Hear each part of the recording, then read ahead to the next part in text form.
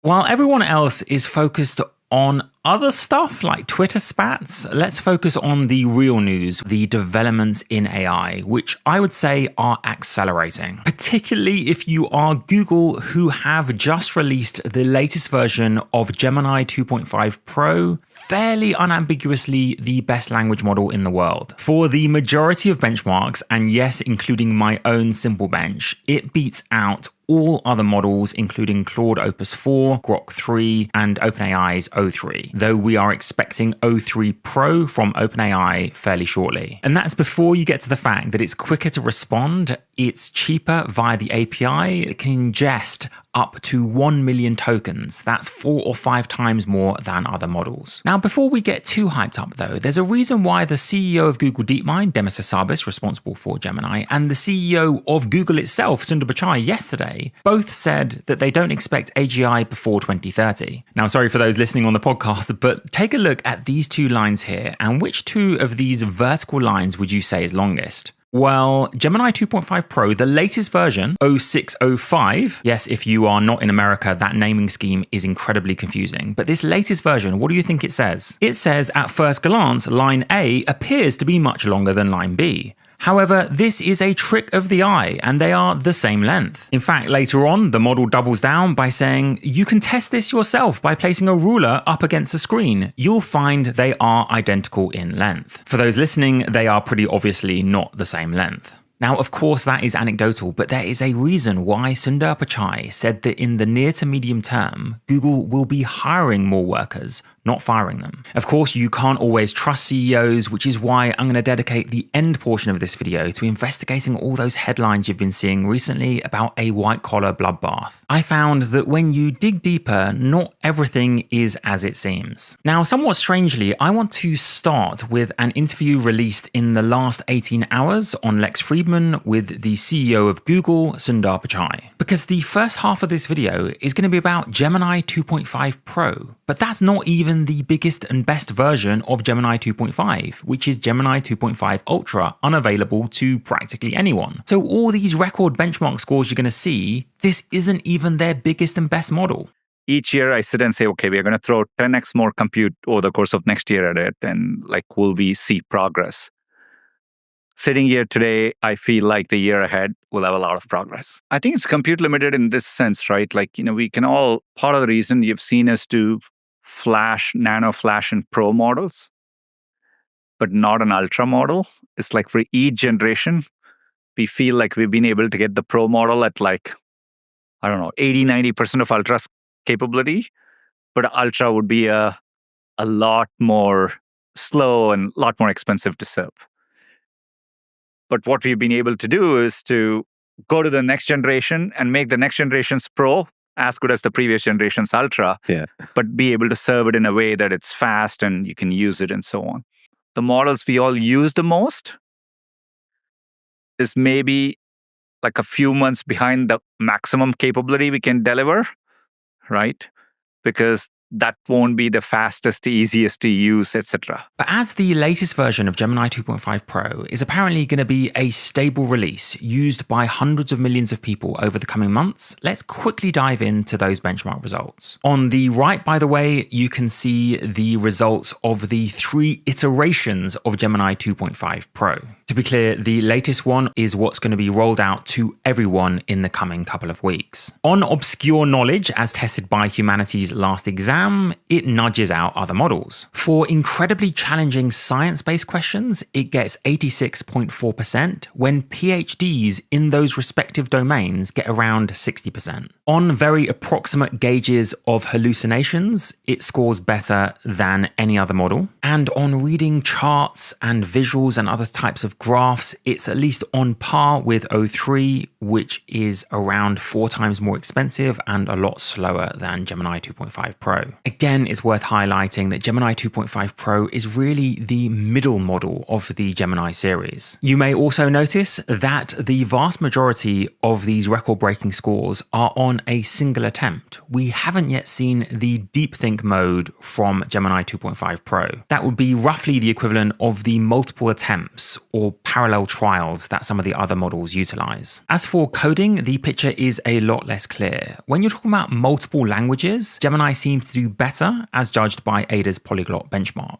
When you're talking about a slightly more software engineering focus, like SWE-bench verified, it seems like Claude is still very much in the lead. However, I will make a confession, which is that I was having an issue with connecting a domain on Firebase, which is Google on the back end. Now, this was more to do with the app hosting infrastructure, but you'd have thought as a Google entity, Firebase, that Gemini would know the most about it. Now, I won't show you the full 2-hour conversation, but I basically gave up with Gemini 2.5 Pro. This was, in fairness, the May instance of Gemini 2.5 Pro, but Claude 4 Opus was able to diagnose the issue almost immediately. And I'm sure everyone who uses these models for coding will have similar anecdotes where the benchmarks don't always reflect real-world usage. But while we are on benchmarks, what about my own benchmark, SimpleBench? Well, I am going to make a confession, which is that I thought the latest version of Gemini 2.5 Pro, the one from yesterday, would underperform. Why did I think that?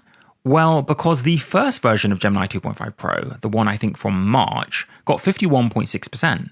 But then when we tried the May version of Gemini 2.5 Pro, it was really hard to get a full run out of the model. I talked about this on Twitter, but the one run where it agreed to actually answer the question, I think it got around 47%. So I actually had a theory that I was going to come to you guys and gloat and be like, yeah, they're doing RL for coding and mathematics, but that's kind of eroding the common sense of the models. This shows how SimpleBench tests things that other benchmarks don't capture. Unfortunately, what actually happened is that when we tested the very latest version of Gemini 2.5 Pro yesterday evening, we couldn't get, because of rate limiting, a full 5 runs, which is why we're not yet reporting the result. But based on the 4 runs we did get, it was averaging around 62%. So my little theory about RL maximization just completely went out the window. No, but seriously, even based on 4 runs, you can see that performance is getting better and better and better across all model types. Hate to say it, but I genuinely think SimpleBench won't last much longer than maybe 3 to 12 months. We've got to talk about those job articles now, but if you want a bit more of a reflection about the kind of questions that Claude 4 and Gemini 2.5 Pro are now getting right, do check out this video on my Patreon. Suffice to say though, that when we reach the moment that there are no text-based benchmarks for which the average human could beat frontier models,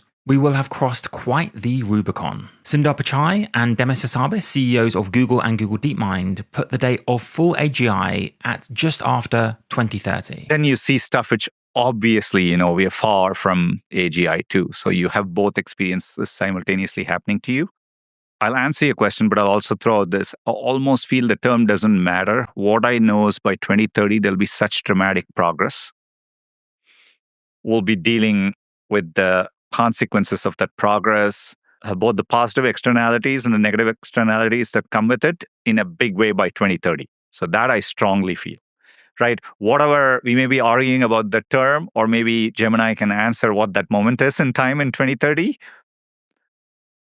But I think the progress will be dramatic, right? So that I believe in. Now, please do let me take a moment to tell you about a tool that's available today and that, yes, can utilize a variety of models, including Gemini 2.5. That would be the sponsors of today's video, Emergent Mind, which I've been using for around 2 years before they even sponsored the channel. What it allows me to do is just catch up on those trending papers that I may have missed otherwise, like this one. As you know, I read those papers in full myself, but sometimes I do miss a paper that is trending on Hacker News or X. You can download these summaries as a PDF in Markdown or even listen to it as audio. The 2.5 Pro summaries are appropriately on the Pro plan, but anyway, link in the description. Now on jobs, this week and last, I've been seeing plenty of articles like this one going viral on Twitter and Reddit. Has the decline of knowledge work begun? Asked the New York Times. For one LinkedIn executive in a guest essay on New York Times, it has already begun, with the bottom rung of the the career ladder breaking. Now, obviously, I am one of the last people to underestimate the potential of AI and its impacts on the world of work. But these stories were about what was happening now, not what might be coming in 3 to 5 years. So I wanted to ask,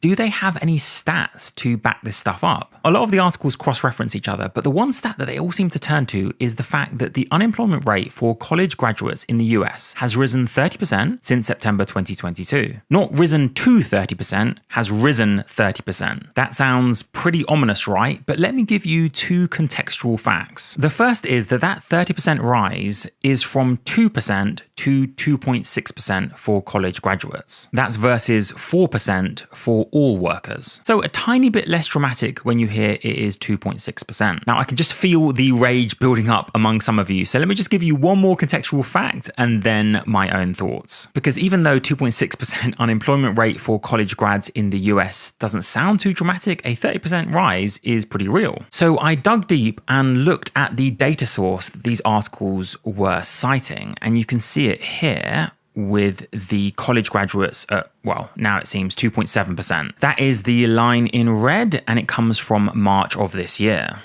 But if we zoom out, we can see that, for example, in 2010, it was 5% among all college graduates. Even in, 1992, it was 3.5%. Don't worry, I am not in any way downplaying the impact of what's coming. I'm just saying it's a bit much to say the impact is already incredibly noticeable now. The other article that went viral was this one, Behind the Curtain, a White-Collar Bloodbath, which heavily featured quotes from Dario Amodei, the CEO of Anthropic. When the language is caveated, like AI could wipe out half of all entry-level white-collar jobs over the next 1 to 5 years, it's actually quite hard to disagree. The way AI is accelerating, it's really hard to counter, say, a could scenario. Amodei gets onto slightly more dangerous territory when he says most people are unaware that this is about to happen. Others at Anthropic, like Sholto Douglas, are even more definitive.